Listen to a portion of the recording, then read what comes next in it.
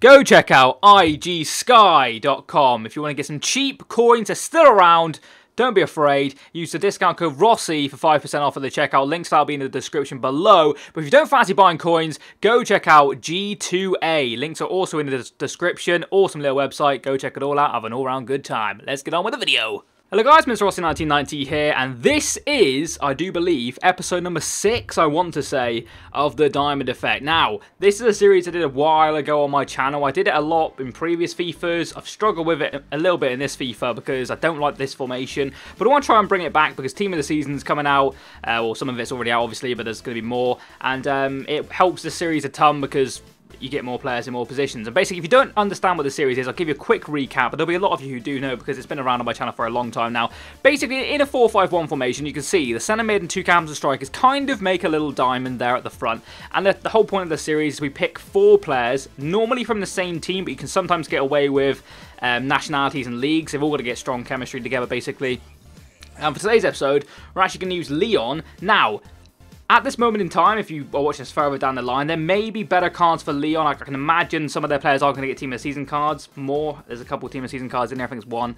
But I want to try it now because they've got a kind of like a multicolour kind of thing. They've got some purples, they've got a Team of the Season, and they've got an inform. So it kind of made sense for me to do this. So I thought I'd do it for LYON. And like I said, we could come out tomorrow and find there's going to be a LYON Team of the Season player, which will be annoying, but I can work a way around that quite fine. But the centre mid we're going to go for is Gonalons. Now, I'll put the 4 players in which I chose, which were these ones. We've got Grenier there. We've also got Fekir's purple card, and then we've got Lacazette's purple card, of course. I'll come down here to show you some of the other options you could have had. I'll go concept players because then it shows everyone instead of the ones I've just got. So you could have had any of other Lacazette's cards, basically. You could have had, we've used Grenier. You could have had some little look. Gorkurv's an option you could have had, but I wanted to go with the Inform I already had in my club. I know Gorkurv has got an Inform, so you could go with that one, but I chose to go with Grenier because I packed him and it made more point to me, basically. You could have also gone with, I think there's another couple of players you could have gone with, but they're not so high rated, like Fofana here, and this guy, he's not bad actually, that guy, good player. Fakir's silver card you could have used. There's a number of players in there. There's some lower red ones as well. I think there's some good bronze ones. Benzia's a bronze player you could use. Also, this guy's got a Team of the Season card. Bloody hell, he's got loads of cards, apparently. You could have used that card, but I couldn't get my hands on him, unfortunately, in time for the video. And plus, I wanted to use the higher rated ones. It would make more sense. But if you do understand, basically what we've got to do, in this diamond, we play 3 games. At the end of the 3 games, I give you kind of rating of the team, how I enjoyed it, how much it cost, how well it played, etc, etc. And it's just an all-round good series. I do enjoy doing this one. Like I said, I'll give you a run through the team around the players as well. Anybody can go in here. I wanted to make it as kind of like as colourful as possible, so I used a bunch of cards out of my club. We've got the Lazio trio here in Marchetti, who's actually scored a goal from a corner for me, which is pretty impressive. All-round okay goalkeeper, but you guys know me, I don't really go on with goalkeepers on this game. Centre-back partnership of De Vrij. And this guy I recently packed, who's a silver inform, he looks pretty decent. His passing does let him down, because I like to play out of defence, which does let him down a little bit. But he's not too bad. We've got Ryan Bertrand, who's pack pulled. Then we've got this guy over here, who is there for chemistry reasons. We've got this guy. I wanted to try him out because I've recently packed him. He's not too good, I'm not going to lie. I probably will switch him out at some point. We've got Record Brick and Mane. Over this other side, of course, is, again, pack pulled. But that is this part of the video, guys, done. What I'll do now is a run over commentary of the 3 games I played, and I'll join you when we're there. So I'll see you in 2.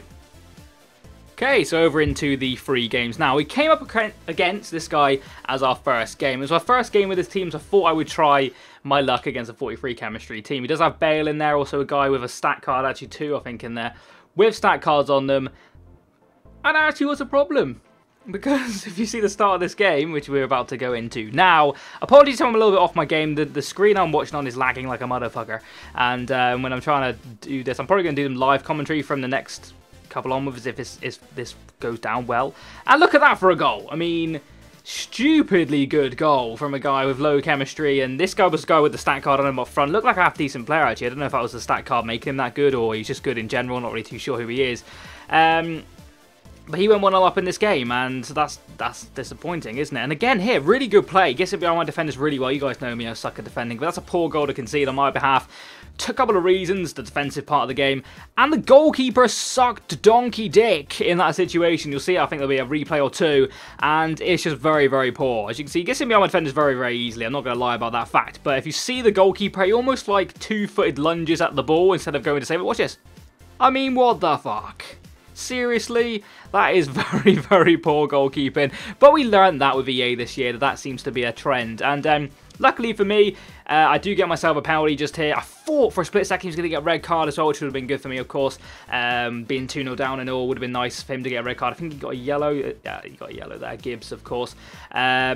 Which was decent because we got a penalty, but like I said, if a red card happened, then I would have felt like I was back in the game. But his goalkeeper wears trousers, which is awesome. Absolutely awesome. I can't remember who he had in goal, but he does wear the trousers. He wears the trousers, ladies and gentlemen. We do take this penalty.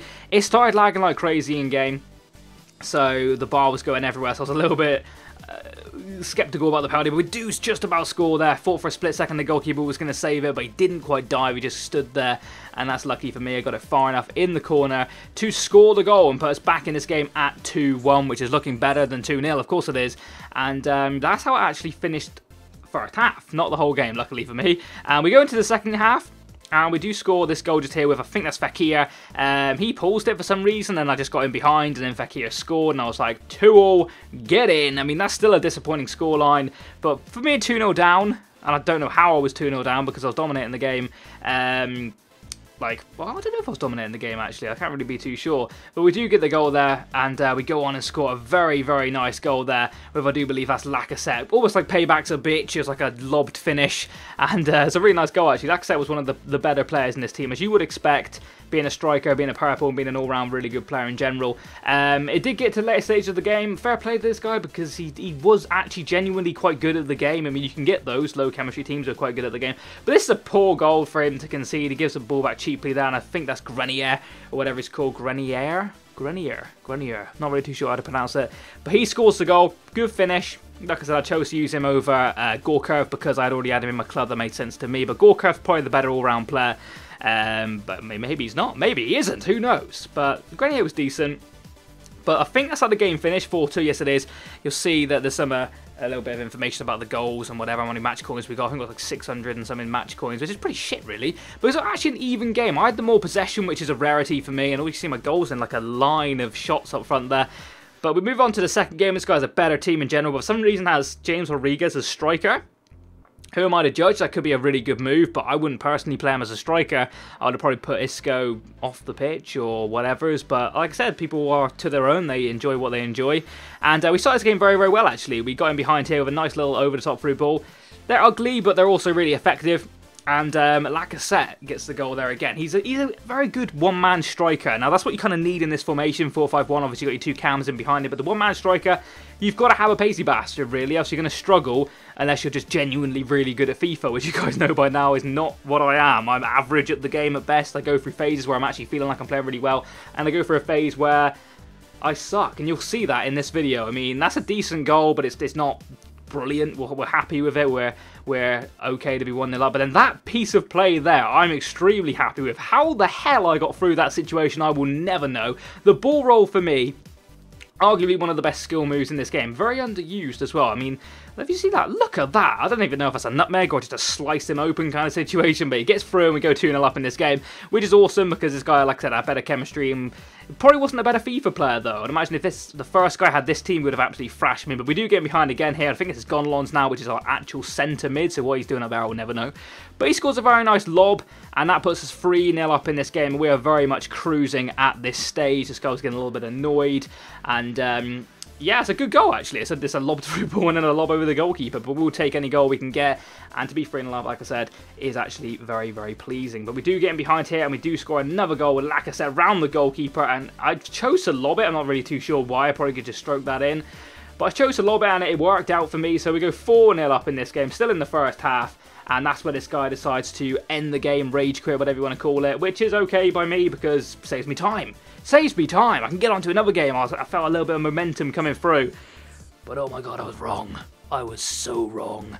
And but we'll go into the next game in a second. But you can see the stats there. He wasn't in the game at all. We absolutely dominated him. We probably would have gone on to win that game in excess of 10-0 probably, because it was just one of them games where I just felt very comfortable.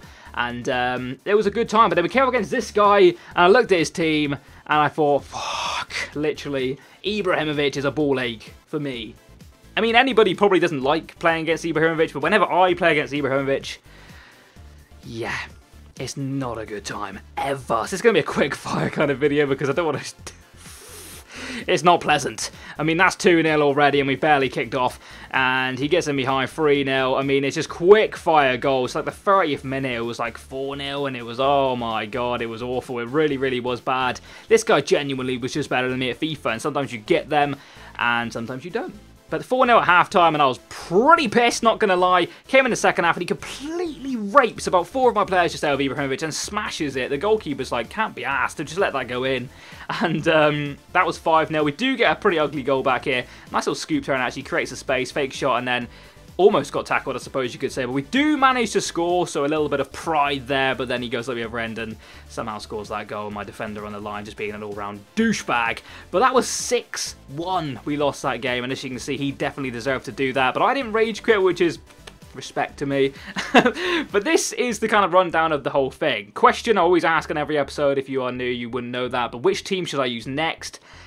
Preferably somebody with some Team of the Season players. The cost of the diamond, which is the 4 players, is around 906k, but with price ranges that could vary anytime. Lacazette was a standout player.